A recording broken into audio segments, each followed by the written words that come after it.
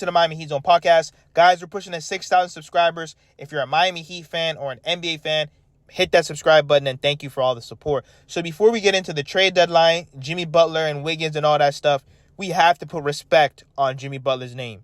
I don't care what anyone says. All these so-called NBA stars could have never have done what Jimmy Butler has done with Bam Adebayo and a ragtag crew of undrafted guys and injuries and untimely injuries and just things not going our way. Jimmy Butler was phenomenal. He is a Miami Heat legend. Even though he went out bad, even though he left on bad terms, he is a Miami Heat legend.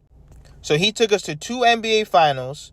He has 2 Eastern Conference champion, 1 ECF MVP, 3-time ECF appearances, first in triple-doubles, first in 40-plus points per games in the playoffs, and the most points scored in the playoff games in franchise history as 56 points. Like I said, absolutely phenomenal. He dominated, even though he was shorthanded, and Pat Riley should have done a better job building around Jimmy and Bam. Now let's get into the trade.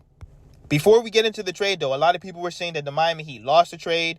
Listen, Jimmy Butler, he got what he wanted at the end of the day. 2 years, $121 million with the Golden State Warriors. We got to say that off the rip.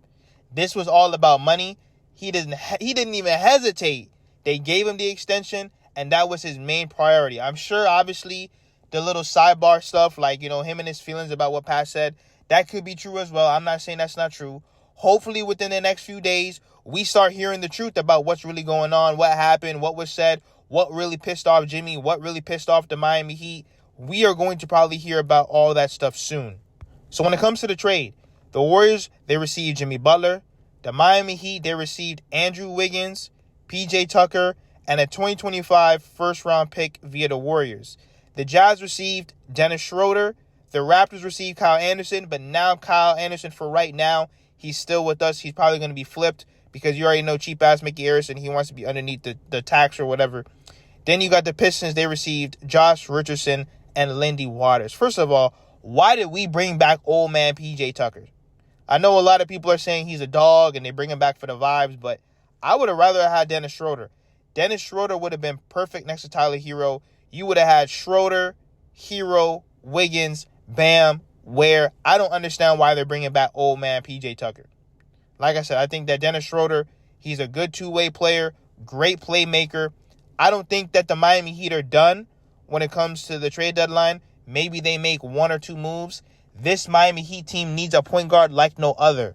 We need a facilitating point guard to help this Miami Heat team not get stagnant.